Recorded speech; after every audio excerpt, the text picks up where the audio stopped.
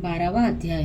ध्रुव की तपस्या से प्रसन्न हुए भगवान का आविर्भाव और उसे ध्रुवपद दान। श्री परशुराम जी बोले, हे मैत्रेय, यह सब सुनकर राजपुत्र ध्रुव उन ऋषियों को प्रणाम कर उस वन से चल दिए और हे द्विज, अपने को कृताकृत्य सा मानकर वहाँ यमुना तटवर्ती अति पवित्र मधु नामक वन में आया। आगे चलकर उस वन में मधु नामक दैत्य रहने लगा था, इसलिए वह इस पृथ्वी तल में मधुवन नाम से विख्यात हुआ। वही मधु के पुत्र लवन नामक महाबली राक्षस को मारकर शत्रुघ्न ने मथुरा नाम की पूरी बासी, जिस मधुवन में निरंतर देव श्री हरि की सन्निधि रहती है, उसी सर्व पापहारी तीर्थ में ध्रुव ने तपस्या की। मरीचि आदि मुनीश्वरों ने उसे जिस प्रकार उपदेश किया था, उसने उसी प्रकार अपने हृदय में विराजमान निखिल देवेश्वर श्री विष्णु भगवान का ध्यान करना आरंभ किया। इस प्रकार हे विप्र, अन्य चित्त होकर ध्यान करते रहने से उसके हृदय में सर्वभूत अंतर्यामी भगवान हरि सर्वोत्त भाव से प्रकट हुए। हे मैत्रेय योगी, ध्रुव के चित्ता में भगवान विष्णु के स्थित हो जाने पर सर्वभूतों का धारण करने वाली पृथ्वी उसका भार न संभाल सकी। उसके बाएं चरण पर खड़े होने से पृथ्वी का बायां आधा भाग झुक गया और फिर दाएं चरण पर खड़े होने से दायां भाग झुक गया। और जिस समय वह पैर के अंगूठे से पृथ्वी को बीच से दबाकर खड़ा हुआ, तो पृथ्वी पर्वतों के सहित समस्त भूमंडल विचलित हो गए। हे महामुने, उस समय नदी, नद और समुद्र आदि सभी अत्यंत क्षुब्ध हो गए और उनके शोभा से देवताओं में भी बड़ी हलचल मची। है मैत्रेय, तब याम नामक देवताओं ने अत्यंत व्याकुल हो इंद्र के साथ परामर्श कर उसके ध्यान को भंग करने का आयोजन किया। हे महामुने, इंद्र के साथ अति आतुर को कुष्मांडा नामक उपदेवों ने नाना रूप धारण कर उसकी समाधि भंग करना आरंभ किया। उस समय माया ही से रची हुई उसकी माता सुनीति नेत्रों में आंसू भरे उसके सामने प्रकट हुई और हे पुत्र, ऐसा कहकर करुणायुक्त वचन बोलने लगी। उसने कहा, बेटा, तू शरीर को भुलाने वाला इस भयंकर तप का आग्रह छोड़ दे। मैंने बड़ी बड़ी कामनाओं द्वारा तुझे प्राप्त किया है। अरे मुझ अकेली अनाथ दुखियों का सौतक के कटु वाक्यों से छोड़ देना तुझे उचित नहीं है। बेटा, मुझ आश्रयहीन का तू एकमात्र तो ही सहारा है। कहाँ तो 5 वर्ष का तू और कहाँ तेरा यह अतीत उग्र तप। अरे इस निष्फल कलशकारी आग्रह से अपना मन मोड़ ले। अभी तू तेरे खेलने कूदने का समय है, फिर अध्ययन का समय आएगा, तदंतर समस्त भोगों के भोगने का और फिर अंत में तपस्या करने की भी ठीक होगा। बेटा, तुझ सुकुमार बालक का जो खेल कूद का समय है, उसी में तू तपस्या करना चाहता है। तू जिस प्रकार क्यों अपने सर्वनाश तत्पर हुआ है? तेरा परम धर्म तो मुझको प्रसन्न रखना ही है। अतः तू अपनी आयु और अवस्थाओं के अनुकूल क्रमों में ही लग, मोह का अनुवर्तन ना कर और इस तप रूपी अंधर्म से निवृत्त हो। बेटा, यदि आज तू इस तपस्या को न छोड़ेगा तो देख, तेरे सामने ही मैं अपने प्राण छोड़ दूंगी। श्री परशुराम जी बोले, हे मैत्रेय, भगवान विष्णु में चित्त स्थिर रहने के कारण ध्रुव ने उसे आंखों में आंसू भरकर इस प्रकार विलाप करती देखकर भी नहीं देखा। तब, अरे बेटा, यहाँ से भाग देख, यहाँ इस महाभयंकर वन में ये कैसे घोर राक्षस अस्त्र शस्त्र उठाए आ रहे हैं। ऐसा कहती हुई वहाँ चली गई और वहाँ जिनके मुख से अग्नि की लपटें निकल रही थी, ऐसा अनेकों राक्षसगण अस्त्र शस्त्र संभाले प्रकट हो गए। उन राक्षसों ने अपने अति चमकीले शस्त्रों का घूमते हुए उस राजपुत्र के सामने बड़ा भयंकर कोलाहल किया। उस नित्य योगी युक्त बालक को भयभीत करने के लिए अपने मुख से अग्नि की लपटें निकालती हुई सैकड़ों सैयारियां घोर नाद करने लगी। वे राक्षसगण भी इसको मारो मारो, काटो काटो, खाओ खाओ, इस प्रकार चिल्लाने लगा। फिर सिंह, ऊंट और मकर आदि के इस मुख वाले वे राक्षस राजपुत्र को त्राण देने के लिए नाना प्रकार से गरजने लगे। किंतु उस भगवत सक्त चित्त बालक को वे राक्षस उनके शब्द स्त्रियों और अस्त्र शस्त्रादि कुछ भी दिखाई नहीं दिए। वह राजपुत्र एक चित्ता से निरंतर अपने आश्रयभूत विष्णु भगवान को ही देखता रहा और उसने किसी की प्रकार दुष्टपात नहीं किया। तब संपूर्ण माया के लीन हो जाने पर उससे हार जाने के अंश का से देवताओं को बड़ा भय हुआ, अतः इसके तप से संताप्त हो वे सब आपस में मिलकर जगत के आदि कारण शरणागत वत्सल अनादि और अनंत श्री हरि की शरण में गए। देवता बोले, हे देवादिदेव जगन्नाथ परमेश्वर पुरुषोत्तम, हम सब ध्रुव की तपस्या से संताप्त होकर आपकी शरण में आए हैं। हे देव, जिस प्रकार चंद्रमा अपनी कलाओं से प्रतिदिन बढ़ता है, उसी प्रकार यहाँ भी तपस्या के कारण रात दिन अनंत हो रहा है। हे जनार्दन, इस उत्तान पादक के पुत्र की तपस्या से भयभीत होकर हम आपकी शरण में आए हैं। आप उसे तप से निर्वृत्त कीजिए। हम नहीं जानते वहाँ इंद्रत्व चाहता है या सूर्यत्व, अथवा उसे कुबेर वरुण या चंद्रमा के पद की अभिलाषा है। अतः हे ईश, आप हम पर प्रसन्न होइए और इस उत्तान पाद के पुत्र को तप से निर्वृत्त करके हमारे हृदय का कांटा निकालिए। श्री भगवान बोले, हे सुरगन, उसे इंद्र सूर्य वरुण अथवा कुबेर आदि किसी के पद की अभिलाषा नहीं है। उसकी जो कुछ इच्छा है वह मैं सब पूर्ण करूँगा। हे देवगण, तुम निश्चिंत होकर इच्छा अनुसार अपने अपने स्थानों को जाओ। मैं तपस्या में लगे हुए उस बालक को निर्वृत्त करता हूँ। श्री परशुराम जी बोले, देवादिदेव भगवान के ऐसा कहने पर इंद्र अति समस्त देवगण उन्हें प्रणाम कर अपने अपने स्थानों को गए। सर्वोत्तम भगवान हरि ने भी दुर्व की तपन्यात से प्रसन्न हो उसके निकट चतुर्भुजा रूप से जाकर इस प्रकार कहा।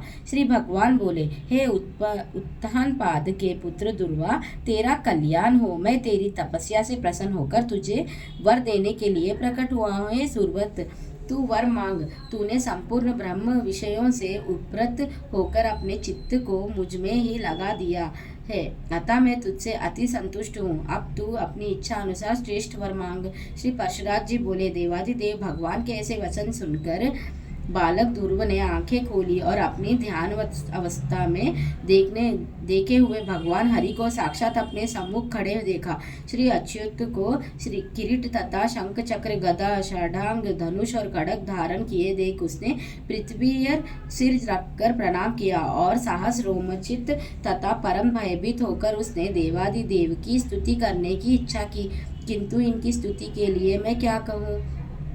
क्या कहने से इनका स्थावन हो सकता है? यह न जानने के कारण वह चित्ता में व्याकुल हो गया और अंत में उसने उन देवादिदेव की ही शरण ली। दुर्वा ने कहा, भगवान, आप यदि मेरी तपस्या से संतुष्ट है तो मैं आपकी स्तुति करना चाहता हूँ। आप मुझे यही वर दीजिए जिससे मैं स्तुति कर सकूँ। हे देव, जिनकी गति ब्रह्मा आदि वेद ज्ञानजन भी नहीं जानते, उन्हीं आपका मैं बालक कैसे स्तवन कर सकता हूँ? किंतु हे परम प्रभु, आपकी भक्ति से द्रवीभूत हुआ मेरा चित्त आपके चरणों की स्तुति करने में प्रवृत्त हो रहा है, अतः आप इसे उसके लिए बुद्धि प्रदान कीजिए। श्री परशुराम जी बोले, हे द्विजवर्य, तब जगतपति श्री गोविंद ने अपने सामने हाथ जोड़े खड़े हुए उस उत्थान पाद के पुत्र को अपने वेदमय शंख के अंत वेदत्मय भाग से छू दिया। तब तो एक क्षण में ही वह राजकुमार प्रसन्न मुख से अति विनीत हो सर्वभूत धनिष्ठन श्री अच्युत की स्तुति करने लगा। ध्रुव बोले, पृथ्वी जल अग्नि वायु आकाश वन मन बुद्धि अहंकार मूल प्रकृति, ये सब जिनके रूप है उन भगवान को मैं नमस्कार करता हूँ, जो अति शुद्ध सूक्ष्म सर्वव्यापक और प्रदान से भी परे है। वह पुरुष जिनका रूप है उन गुण भोक्त परम पुरुषों को मैं नमस्कार करता हूँ। हे परमेश्वर, पृथ्वी आदि समस्त भूत गंधादि उनके गुण बुद्धि आदि अंतकरण चतुष्ट तथा प्रधान और पुरुष जीव से भी परे जो सनातन पुरुष है, उन आप निखिल ब्रह्मांड नायक के ब्रह्मभूत शुद्ध स्वरूप आत्मा की मैं शरण हूँ। हे सर्वोत्तमन, हे योगियों के चिंतनीय व्यापक और वर्धनशील होने के कारण आपका जो ब्रह्मा नामक स्वरूप है, उस विकर रहित रूप को मैं नमस्कार करता हूँ। हे प्रभु, आप हजारों नमस्तकों वाले, हजारों नेत्रों वाले और हजारों चरणों वाले परम पुरुष है।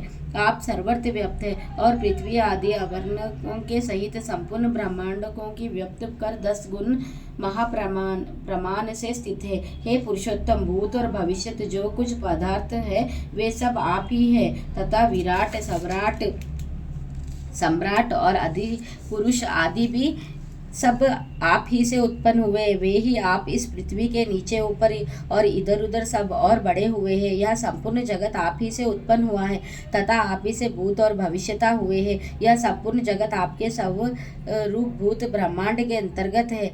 फिर आपके अंतर्गत होने की तो बात ही क्या है, जिसमें सभी पुरुषों को हवन होता है। वह यज्ञ, पुरुष, दजय तथा 2 प्रकार के पशु आप ही से उत्पन्न हुए। आप ही से त्रुका, साम और गायत्री आदि छंद प्रकट हुए हैं। आप ही से यजुर्वेद का प्रदोभर्व हुआ है और आप ही से अश्व तथा एक और दांत वाले महिष आदि जीव उत्पन्न हुए। आप ही से गौवा, बकरियां, भेड़ों और मृगों की उत्पत्ति हुई। आप ही के मुख से ब्राह्मण, बहुओं से क्षत्रिय, जांघों से वैश्य और चरणों से शूद्र प्रकट हुए तथा आप ही के नेत्रों से सूर्य, प्राण से वायु, मन से चंद्रमा, भीतरी छिद्र नासरंध्र से प्राण, मुख से अग्नि, नाभि से आकाश, शिर से स्वर्ग, श्रोत्र से दिशाएं और चरण से पृथ्वी आदि उत्पन्न हुए। इस प्रकार हे प्रभु, यह संपूर्ण जगत आप ही से प्रकट हुआ है। जिस प्रकार नन्हे से बीज में बड़ा भारी वट वृक्ष रहता है, उसी प्रकार प्रलय काल में यह संपूर्ण जगत बीज स्वरूप आप ही में लीन रहता है। जिस प्रकार बीज से अंकुर रूप में प्रकट हुआ वट वृक्ष बढ़कर अत्यंत विस्तार वाला हो जाता है, उसी प्रकार सृष्टि काल में यह जगत आप ही से प्रकट होकर फैल जाता है। हे ईश्वर, जिस प्रकार केले का पौधा छिलके और पत्तों से अलग दिखाई नहीं देता, उसी प्रकार जगत के आकृति का नहीं है, वह आप ही में स्थित देखा जाता है। सबके आधारभूत आप में हृदयनी, निरंतर अहोदित करने वाली और सनादि विच्छिदरहित स्मृति विद्याशक्ति अभिन्न रूप से रहित है। आप में विषय जन्य आहत या ताप देने वाली सात्विक या तामसी अथवा उभय मिश्रा राजसी कोई भी संवित नहीं है, क्योंकि आप निर्गुण हैं। आप कार्य दृष्टि से पृथक रूप और कारण दृष्टि से एक रूप है। आप ही भूत सूक्ष्म हैं और आप ही नाना जीव रूप है। हे भूतांतरात्मा मन, ऐसे आपको मैं नमस्कार करता हूँ। योगियों के द्वारा अंत कारण में आप ही महत्व प्रधान पुरुष, विराट, सम्राट और स्वराट आदि रूप से भावना किए जाते हैं और शयनशील पुरुषों में आप नित्य अक्षय है।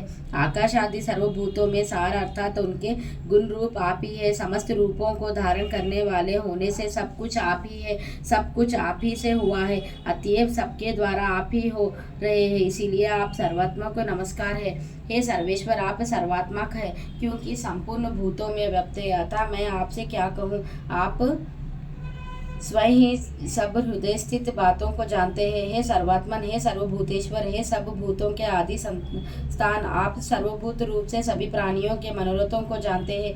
हे नाथ, मेरा जो कुछ मनोरथ था वह जो आपने सफल कर दिया, और हे जगतपते, मेरी तपस्या भी सफल हो गई क्योंकि मुझे आपका साक्षात दर्शन प्राप्त हुआ। श्री भगवान बोले, हे दुर्व, तुमको मेरा साक्षात दर्शन प्राप्त हुआ, इससे अवश्य ही तेरी तपस्या तो सफल हो गई, परंतु हे राजकुमार, मेरा दर्शन भी तो कभी निष्फल नहीं होता, इसलिए तुझको जिस वर की इच्छा हो वह मांग ले। मेरा दर्शन हो जाने पर पुरुषों को सभी कुछ प्राप्त हो सकता है। दुर्व बोले, हे भूत भव्येश्वर भगवान, आप सभी के अंत कारणों में विराजमान है। हे ब्राह्मण, मेरे मन की जो कुछ अभिलाषा है वह क्या आपसे छिपी हुई है, तो भी हे देवेश्वर, मैं दुर्वनीत जिस अति दुर्लभ वस्तु की हृदय से इच्छा करता हूँ उसी आपकी आज्ञा अनुसार आपके प्रति निवेदन करूँगा। हे समस्त संसार को रचने वाले परमेश्वर, आपके प्रसन्न होने पर क्या दुर्लभ है। इंद्र भी आपके कृपा कटाक्ष के फलस्वरूप ही त्रिलोकी को भोगता है। प्रभु, मेरी सौतेली माता ने गर्व से अति बढ़कर मुझसे यह कहा था कि जो मेरे उद्धार से उत्पन्न नहीं है उसके योग्य यह राजसन नहीं है। अतः हे प्रभु, आपके प्रसाद से मैं उस सर्वोत्तम एवं अव्यय स्थान को प्राप्त करना चाहता हूँ जो संपूर्ण विश्व का आधारभूत हो। श्री भगवान बोले, अरे बालक, तूने अपने पूर्व जन्म में भी मुझे संतुष्ट किया था, इसीलिए तू जिस स्थान की इच्छा करता है उसे अवश्य प्राप्त करेगा। पूर्व जन्म में तू एक ब्राह्मण था और मुझ में निरंतर एकग्रचित रहने वाला, माता पिता का सेवक तथा सर्वधर्म का पालन करने वाला था। कालांतर में एक राजपुत्र तेरा मित्र हो गया। वह अपनी युवावस्था में संपूर्ण भोगों से संपन्न और अति दर्शनीय रूप लावण्य युक्त था। उसके संग से उसके दुर्लभ वैभवों को देखकर तेरी ऐसी इच्छा हुई कि मैं भी राजपुत्र हुआ। अतः हे दुर्वा, तुझको अपनी मनोवांछित राजपुत्र प्राप्त हुई और जिन स्वयंभू मनु के कुल में और किसी को स्थान मिलना अति दुर्लभ है, उन्हीं के घर में तूने उत्तान पद के यहाँ जन्म लिया। अरे बालक, औरों के लिए यह स्थान कितने ही दुर्लभ हो, परंतु जिसने मुझे संतुष्ट किया है उसके लिए तो यह अत्यंत तुच्छ है। मेरी आराधना करने से तू मोक्षपद भी तत्काल प्राप्त हो सकता है। फिर जिसका चित्त निरंतर मुझ में ही लगा हुआ है उसके लिए स्वर्गादि लोकों का तो कहना ही क्या है। हे दुर्वा, मेरी कृपा से तू निस्संदेह उस स्थान में जो त्रिलोकी में सबसे उत्कृष्ट है, संपूर्ण ग्रह और तारामंडल का आश्रय बनेगा। हे दुर्वा, मैं तुझे वह दुर्व स्थान देता हूँ जो सूर्य, चंद्र, मंगल, बुध, बृहस्पति, शुक्र और शनि आदि ग्रहों, सभी नक्षत्रों, सप्तऋषि और संपूर्ण विमानचारी देवगणों से ऊपर है। देवात्माओं से कोई तो केवल 4 युग तक और कोई एक मनवतार तक ही रहते हैं, किंतु तुझ में 1 कल्प तक की स्थिति रहता हूँ। तेरी माता सुनीति भी अति स्वच्छ तारा रूप से उतने ही समय तक तेरे पास एक विमान पर निवास करेगी, और जो लोग समाहित चित्त से सायंकाल और प्रांत काल के समय तेरा गुण कीर्तन करेंगे उनको महान पुण्य होगा। श्री परशुराज जी बोले, हे मामते, इस प्रकार पूर्व काल में जगतपति देवादिदेव भगवान जनार्दन से वर पाकर दुर्व उस उत्यात्म स्थान में स्थित हुए। हे मुने, अपने माता पिता की धर्मपूर्वक सेवा करने से तथा द्वादशाक्षर मंत्र के महात्म्य और तप के प्रभाव से उनके मान, वैभव एवं प्रभाव की वृद्धि देखकर देव और असुरों के आचार्य शुक्रदेव ने ये श्लोक कहे हैं। अहो, इस ध्रुव के तप का कैसा प्रभाव है, अहो इसकी तपस्या का कैसा अद्भुत फल है, जो इस ध्रुव को ही आगे रखकर सप्तऋषिगण स्थित हो रहे हैं। इसकी यहाँ सुनीति नामवली माता भी अवश्य ही सत्य और हितकर वचन बोलने वाली है। संसार में ऐसा कौन है जो इसकी महिमा का वर्णन कर सके, जिसने अपनी कोख में उस ध्रुव को धारण करके त्रिलोकी का आश्रयभूत अति उत्तम स्थान प्राप्त कर लिया, जो भविष्य में भी स्थिर रहने वाला है। जो व्यक्ति ध्रुव के इस दिव्य लोक प्राप्ति के प्रसंग कीर्तन करता है, वह सब पापों से मुक्त होकर स्वर्ग लोक में पूजित होता है। वह स्वर्ग में रहे अथवा पृथ्वी में कभी अपने स्थान से च्युत नहीं होता तथा समस्त मंगलों से भरपूर रहकर बहुत काल तक जीवित रहता है। इस प्रकार श्री विष्णु पुराण के पहले अंश में 12वां अध्याय समाप्त। जय विष्णु भगवान की जय। श्री महालक्ष्मी की जय।